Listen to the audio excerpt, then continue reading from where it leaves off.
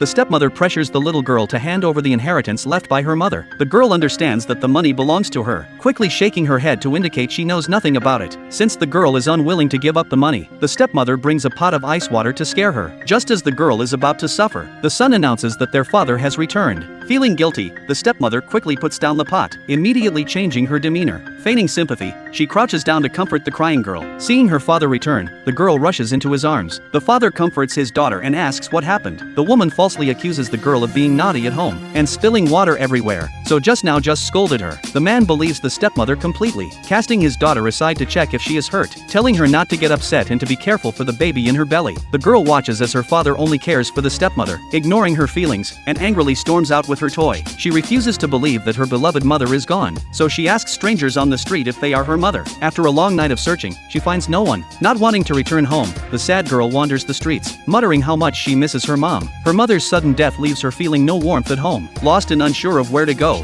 Suddenly, a car comes speeding towards her. Her mother's spirit protects her. In the next moment, the mother, who had been dead for days, is resurrected. Seeing an old monk sitting on a stone, she curiously asks him if she hasn't already died. The monk confirms she has died, but now she is alive again, saved at a great cost by someone. When the woman asks who saved her, the monk says it's a secret that cannot be revealed. He warns her not to use her old identity or name, or her life will be forfeit. As for where she wants to go and what she wants to do, that is her freedom. After saying this, the monk disappears. The woman quickly expresses her gratitude toward the direction he vanished. In this life, she vows not to repeat her past mistakes, swearing to repay the abuse her daughter suffered 100-fold. Meanwhile, the little girl is taken to the hospital. Her grandmother regrets not having killed her in the accident, then urges her son to send the girl away, fearing she'll get a share of the inheritance. The CEO angrily tells his mother to be quiet. After all, the girl is his biological daughter. Hearing this, they dare not say anything more. Then, the CEO carries his daughter home, telling the stepmother to take good care of her. After that, he goes to meet Mr. Hua about a business project. The stepmother pretends to be a good wife and mother, but secretly still covets the $10 million left by the girl's mother, so she casually brings it up in front of her mother-in-law. The grandmother is furious, scolding the deceased daughter-in-law for trying to extort money from her son even after death. After that, she goes into the room to vent her anger on her granddaughter, lifting the blanket to ask where the $10 million left by her mother is hidden. She remembers her mother telling her not to tell anyone, so she stays silent. In a fit of anger, the grandmother pulls her up from bed, ordering her to do housework immediately. Meanwhile, the woman waits for Mr. Hua's arrival. With him as her backing, her scumbag husband will have to be wary on her path to revenge. Thus, she deliberately orchestrates a chance encounter with Mr. Hua.